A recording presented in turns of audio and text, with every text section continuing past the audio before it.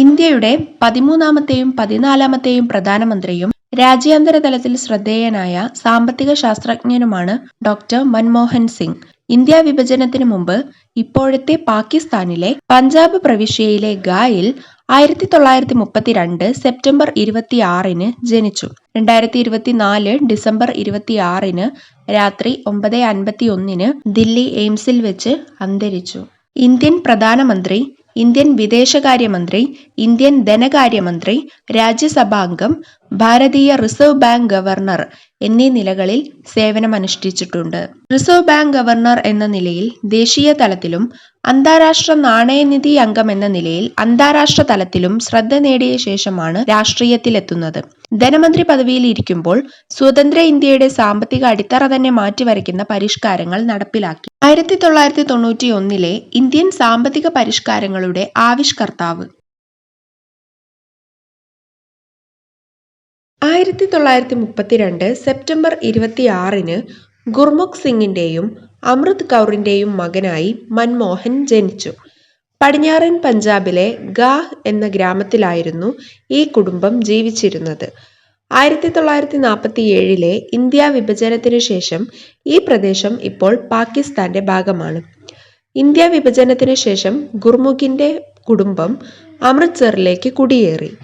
മൻമോഹൻ വളർന്നത് അമൃത്സറിലായിരുന്നു.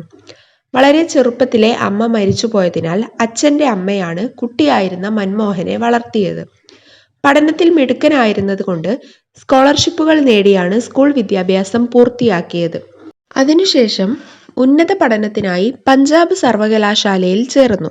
അവിടെ നിന്നും ഉന്നത മാർക്കോടെ MA പാസ്സായി. 1954 PhD പഠനത്തിനായി കാംബ്രിഡ്ജ് സർവകലാശാലയിൽ സ്കോളർഷിപ്പോടെ പ്രവേശനം ലഭിച്ചു.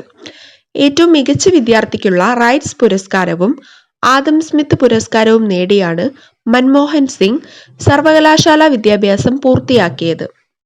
1957 വിദേശ പഠനം കഴിഞ്ഞ് തിരിച്ചെത്തിയ മൻമോഹൻ പഞ്ചാബ് സർവകലാശാലയിൽ സീനിയർ ലെക്ചററായി ഉദ്യോഗത്തിൽ ചേർന്നു. 1966 United Nations Conference on Trade and ഡെവലപ്മെന്റിൽ എക്കണോമിക്സ് ഓഫീസറായി ജോലിയിൽ പ്രവേശിച്ചു. ന്യൂയോർക്കിലായിരുന്നു ജോലി. 1969 വരെ ആ ജോലിയിൽ തുടർന്നു. 1969 ന്യൂയോർക്കിൽ നിന്നും തിരിച്ചെത്തിയ സിംഗ് ഡൽഹി സ്കൂൾ ഓഫ് എക്കണോമിക്സിൽ പ്രൊഫസറായി ഉദ്യോഗം പുനരാരംഭിച്ചു. അന്താരാഷ്ട്ര വ്യാപാരം എന്ന വിഷയത്തിലായിരുന്നു അദ്ദേഹം ക്ലാസുകൾ എടുത്തിരുന്നത്. 1971 ഗതാഗത വകുപ്പിൽ സാമ്പത്തിക ഉപദേഷ്ടാവായി നിയമിതനായി.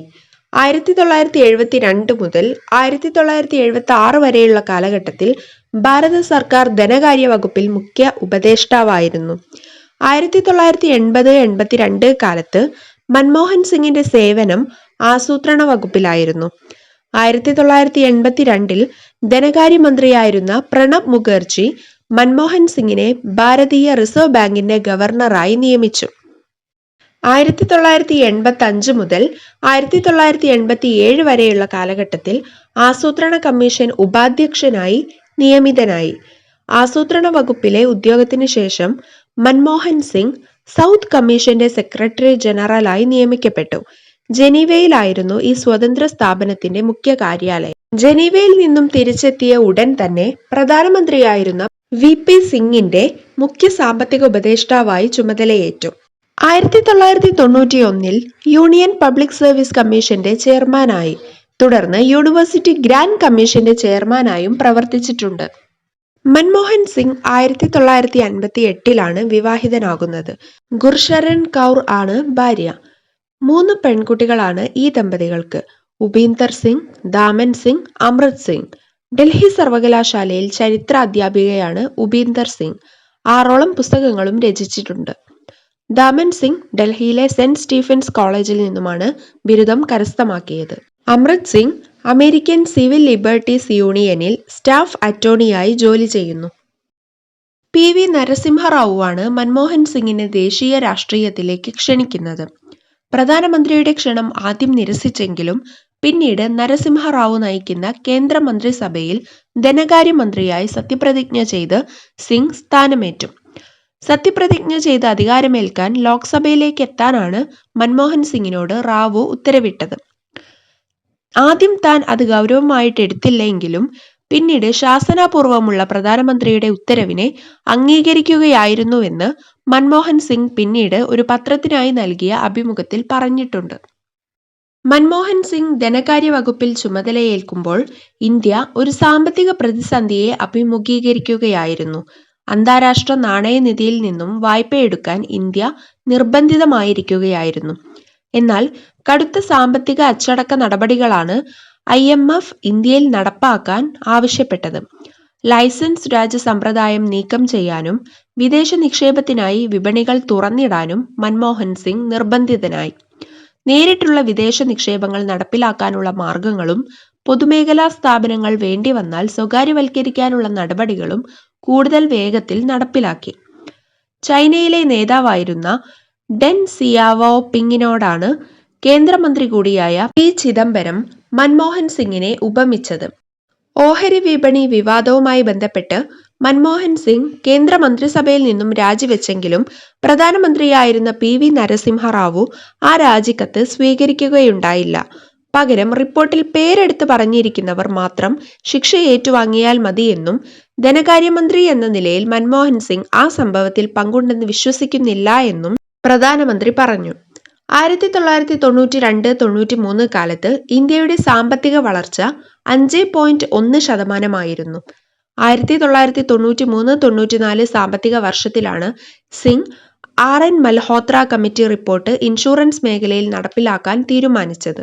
സിംഗ് നടപ്പിലാക്കിയ കടുത്ത സാമ്പത്തിക നിയന്ത്രണങ്ങൾ കൊണ്ട് നടപ്പു സാമ്പത്തിക വർഷത്തിൽ GDP 7.3% എത്തിയെങ്കിലും വിപണിയിൽ അത് ദൃശ്യമായിരുന്നില്ല.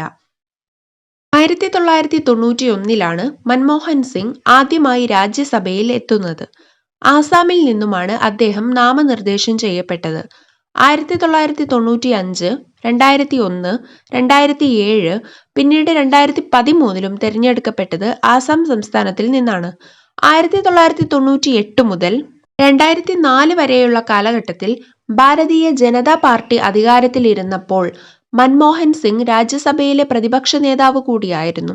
1999 ദക്ഷിണ ഡൽഹിയിൽ നിന്നും ലോക്സഭയിലേക്ക് മത്സരിച്ചെങ്കിലും പരാജയപ്പെട്ടു.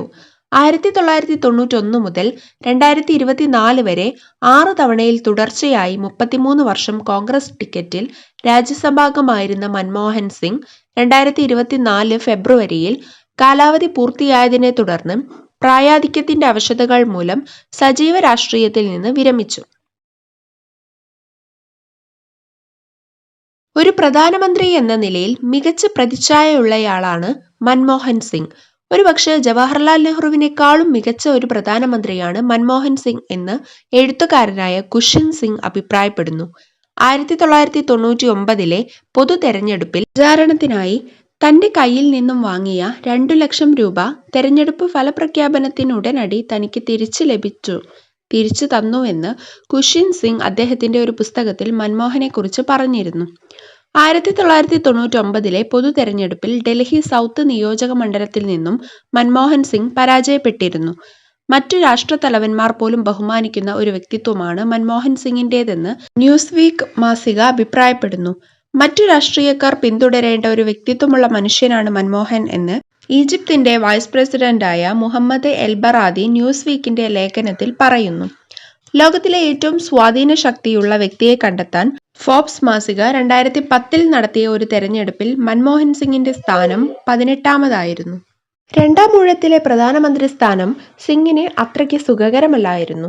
സർക്കാരിനെതിരെ ഒട്ടേറെ അഴിമതി ആരോപണങ്ങൾ ഉയർന്നു വന്നു. 2012 ജൂലൈയിലെ ടൈം മാസികയുടെ ഏഷ്യ പതിപ്പ് മൻമോഹൻ സിംഗിന്റെ മുഖചിത്രവുമായാണ് പുറത്തിറങ്ങിയത്. പ്രതീക്ഷയ്ക്കൊത്ത് ഉയരാത്ത ഒരാളായിട്ടാണ് മൻമോഹൻ സിംഗിനെ ടൈം മാസിക അതിൽ ചിത്രീകരിച്ചിരിക്കുന്നത്.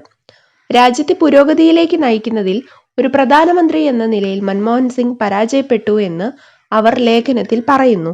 എന്നാൽ കോൺഗ്രസും സഖ്യകക്ഷികളും ഈ ആരോപണത്തെ നിഷേധിക്കുകയാണ് ഉണ്ടായത്. 2004 പൊതു തെരഞ്ഞെടുപ്പിൽ കോൺഗ്രസ് ഏറ്റവും വലിയ ഒറ്റകക്ഷിയായി മാറി. കോൺഗ്രസ് മറ്റ് കക്ഷികളുമായി കൂടിച്ചേർന്ന് UPA സഖ്യം രൂപീകരിക്കുകയും മന്ത്രിസഭയ്ക്കുള്ള തങ്ങളുടെ അവകാശം ഉന്നയിക്കുകയും ചെയ്തു. UPA ചെയർമാനായ സോണിയാഗാന്ധി പ്രധാനമന്ത്രി സ്ഥാനത്തേക്ക് മൻമോഹൻ സിംഗിന്റെ പേര് നിർദ്ദേശിക്കുകയായിരുന്നു. ഒരു തവണ പോലും ലോക്സഭയിലേക്ക് എത്താൻ കഴിയാതിരുന്ന മൻമോഹൻ സിംഗിന്റെ സ്ഥാനാർത്ഥിത്വം അത്ഭുതകരമായിരുന്നു. 2004 മെയ് 22-ന് മൻമോഹൻ സിംഗ് ഇന്ത്യയുടെ 13ാമത്തെ പ്രധാനമന്ത്രിയായി സത്യപ്രതിജ്ഞ ചെയ്ത് അധികാരമേറ്റു. ധനമന്ത്രിയായിരുന്നപ്പോൾ തുടങ്ങിവെച്ച സാമ്പത്തിക നയങ്ങൾക്ക് മൻമോഹൻ സിംഗ് കൂടുതൽ കരുത്തു പകർന്നു. സാമ്പത്തിക ഉദാരവൽക്കരണ നയങ്ങൾ പതുക്കെ ഇന്ത്യൻ വിപണിയുടെ ശക്തി കൂട്ടി. മൻമോഹൻ സിംഗും ധനകാര്യമന്ത്രി പി ചിദംബരവും ചേർന്ന് ഈ നയങ്ങൾ കൂടുതൽ കർശനമായി നടപ്പാക്കാൻ തുടങ്ങി.